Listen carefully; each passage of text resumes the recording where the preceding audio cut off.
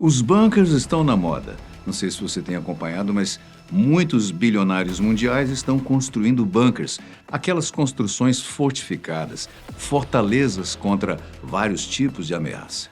Por que será, hein? Já parou para pensar? Proteção contra guerra nuclear? Meteoros contra a Terra? Alguma outra ameaça apocalíptica? O que será que eles sabem que nós não, hein? Bem, mas enquanto a gente não tem mais informações, vamos falar de outro bunker. Você já ouviu falar do Führerbunker? O bunker onde Hitler atentou contra a própria vida no final da Segunda Guerra e que, durante muitas décadas, permaneceu perdido, ou melhor, escondido? No vídeo de hoje, você vai conhecer toda a história sobre esse local marcante da Segunda Guerra. E que bom estarmos juntos novamente. Muito obrigado pela sua companhia especial. Bem, para começar, nem todo mundo acredita que Hitler encontrou seu fim nesse bunker. Há várias e várias teorias sobre uma possível fuga do líder nazista, seja para a Argentina, para a Antártida, ou até mesmo para o Brasil. Eu já ouvi essa história. Mas, independente dessas teorias da conspiração, muitas das quais você pode conferir melhor em vídeo sobre isso, aqui mesmo no canal, o fato comumente aceito é que Hitler faleceu dentro do seu bunker em abril de 1945. Após notar que a guerra estava perdida e que o exército soviético estava vindo em sua captura, ele optou por atentar contra a própria vida. E ele não estava sozinho nisso. Hitler havia se mudado para o interior do Führerbunker em janeiro de 1945, junto com a sua companheira Eva Braun, do seu secretário Martin Bormann e o seu braço direito político, Joseph Goebbels, com a sua esposa e seus 6 filhos. Além deles, o bunker também abrigava várias outras pessoas, como médicos e membros do governo. Já dá para imaginar que deve ser um senhor bunker bem grande, né? Para conseguir abrigar tanta gente, né? Claro, o motivo da escolha desse bunker não foi apenas o seu tamanho, mas também a sua proteção. Só para você ter uma ideia, eram paredes bem espessas o suficiente para suportar bombardeiros terríveis. Além disso, dentro dele havia vários alimentos e todas as ferramentas necessárias para suportar até mesmo ataques de gás mortais. O local estava bem protegido e talvez por isso, pelo clima da derrota que se aproximava, Hitler quase nunca saía do bunker. Conforme os relatos, a última vez em que Hitler saiu foi em 20 de abril, justamente no seu 59º aniversário. Na ocasião, ele saiu para conceder a Cruz de Ferro aos soldados da juventude hitlerista, que iriam compor a última linha de defesa de Berlim. Com ou sem a Cruz de Ferro, a verdade é que o exército alemão foi totalmente derrotado pelos soviéticos, que se aproximavam cada vez mais do bunker. No dia 29 de abril, Hitler e Eva Braun se casaram no interior do abrigo. Já no dia 30 de abril, sem mais esperanças e temendo ser capturado e torturado, Hitler tomou a sua decisão final e fatídica. Ele atirou contra si próprio enquanto Eva Braun ingeriu uma cápsula de ácido prússico. Seus corpos foram enrolados em tapetes carregados para o jardim e então cremados. E quanto às outras pessoas que também estavam no bunker?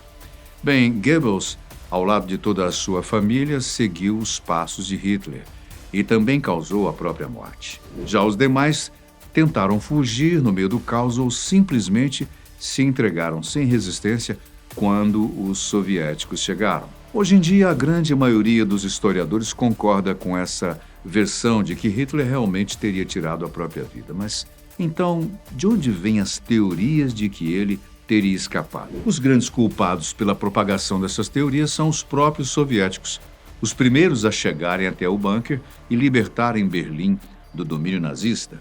Conforme relata o historiador Richard J. Evans, Stalin decidiu que queria semear confusão entre os aliados ocidentais.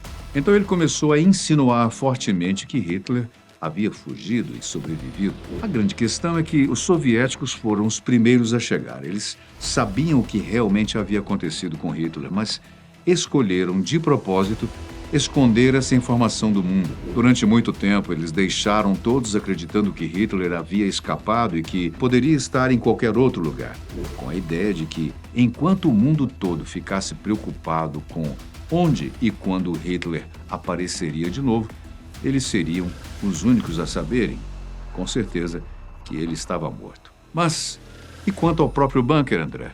O que aconteceu com ele? Bem, por incrível que pareça, após todos esses anos, o último abrigo de Hitler virou um simples estacionamento. Acredita? Quando finalmente o segredo virou conhecimento público. Mas antes de nós irmos direto aos finalmente, vamos entender por que o governo alemão manteve segredo sobre isso durante todo esse tempo. A grande questão é que ainda em 45, praticamente poucos dias depois do exército soviético invadir Berlim, o bunker de Hitler já havia virado uma atração turística. Todo mundo queria conhecer e ver com os próprios olhos o último local onde Hitler foi visto com vida. Vale lembrar que, naquela época, as pessoas ainda não sabiam que ele estava morto.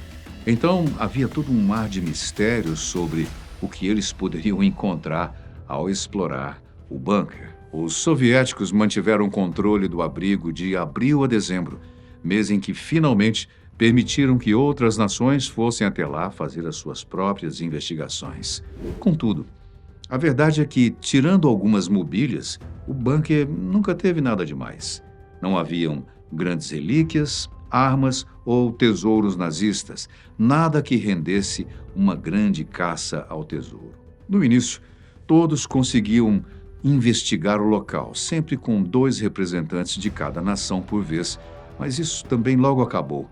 Uma briga entre guardas soviéticos e representantes das nações que foram acusados de roubar documentos importantes acabou suspendendo essas investigações. A verdade é que os soviéticos, em especial o próprio Stalin, não queriam toda aquela aglomeração no local. Então eles tomaram a decisão definitiva: destruir o bunker. Mas logo descobriram que não seria uma missão tão fácil. Olha só, o teto tinha quase 4 metros de concreto armado. E a sua estrutura rígida e protegida fazia desse bunker construído algo pronto para resistir mesmo a bombardeios. Eles tentaram, mas o local sobreviveu às primeiras tentativas de demolição. Após o final da Segunda Guerra, o mundo assistiu ao surgimento da Guerra Fria, que dividiu a Alemanha em 2, você sabe disso. O Führerbunker ficou bem na parte da Alemanha Oriental, sendo um local fortemente vigiado, ou seja, todos os que quisessem visitar o local em que Hitler morreu estariam eles próprios sob a mira de armas. Lá pelo final dos anos 80, a Alemanha Oriental enfrentava um grande problema. Havia pessoas demais e moradias de menos. Para tentar contornar esse problema, o governo decidiu construir novos apartamentos. E adivinha só um dos locais que eles escolheram para isso? Exatamente, bem onde estava o bunker de Hitler. Durante a construção dos novos prédios, a equipe teve de reabrir o bunker, que a essa altura estava praticamente selado. E agora sim, finalmente conseguiram destruí-lo. Ou melhor dizendo, remodelaram a estrutura, enchendo o seu interior até que pudesse abrigar não apenas os prédios, mas também ser o local de um grande estacionamento. Assim que o Muro de Berlim veio abaixo e as Alemanhas finalmente se uniram, houve um grande debate sobre como os alemães iriam lidar com seu passado. Atualmente, há vários museus e monumentos relatando os horrores da Segunda Guerra. No entanto, no final dos anos 90 e início dos 2000, e até recentemente, a Alemanha sempre teve uma grande resistência com qualquer tipo de memória sobre Hitler e os nazistas. E não é difícil entender por quê, né? Eles realmente levam a sério essa questão. Por exemplo, em 2008, o Museu Madame Tussauds, aquele famoso no mundo por reproduzir estátuas de cera de personalidades, resolveu abrir uma filial na Alemanha. Consegue adivinhar quem eles escolheram para fazer uma estátua de cera? É inacreditável. Mas no mesmo dia em que o museu inaugurou a estátua de Hitler, um ex-policial entrou, pulou a barreira e decapitou a estátua dele. Justamente por casos assim que durante anos o governo da Alemanha se recusou a revelar o local do bunker de Hitler. A grande preocupação era que, ao revelar a localização, isso pudesse atrair nazistas até lá que quisessem prestar homenagens a Hitler, que é difícil de entender, né? Contudo, em 2004 foi lançado nos cinemas o filme A Queda, trazendo uma reconstrução dos momentos finais de Hitler no seu bunker. O filme foi um sucesso mundial e, de uma hora para outra, pessoas do mundo todo queriam visitar o local onde Hitler havia atentado contra a própria vida.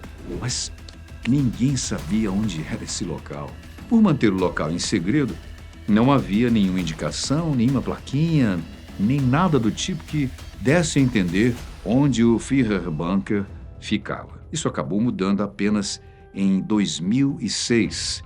Motivado pela Copa do Mundo, o governo alemão decidiu finalmente derrubar o último tabu da era nazista e revelar oficialmente ao mundo onde foi o local dos últimos momentos de Adolf Hitler. Ao contrário do que muitos poderiam imaginar, não havia absolutamente nada de grandioso lá. Era apenas um grande estacionamento e provavelmente uma grande decepção para quem buscava o local. E também nunca houve um alarde do governo quanto a isso. Tudo o que fizeram foi colocar uma placa no estacionamento, no local acima do bunker. E pronto. O problema é que, apesar do governo não ter feito alarde sobre isso, os turistas fizeram, pelo menos inicialmente. Vários turistas começaram a se aglomerar na região, o que incomodou os moradores locais. Dietmar Arnold, o chefe de uma organização responsável por contar a história dos bunkers da Segunda Guerra, fez duras críticas quanto a isso, especialmente direcionadas aos guias que levavam grupos de turistas ao local. Nas palavras dele, nossos visitantes ouvem bobagens. Há mitos sobre rodovias subterrâneas e alguns falam em 12 níveis secretos ou dizem que o bunker ainda está intacto. Aliás, é também bastante comum o relato raivoso dos turistas, que se dizem decepcionados ao chegar ao local em que Hitler morreu e encontrarem apenas um grande estacionamento e uma placa com letras minúsculas. Hoje, o estacionamento fica na rua Gertrud Kolmar Straße, próximo ao Memorial do Holocausto, um local que um dia serviu como base de operação e local da morte para um dos homens mais temidos e detestados na história. Hoje é somente um espaço comum. Talvez seja esse o maior símbolo de como a Alemanha escolheu seguir em frente, sem apagar, mas também sem exaltar o seu passado. O que achou desse tema? O que você acha de toda essa história? Deixe nos comentários. Gostaríamos de saber. A gente se vê no próximo vídeo.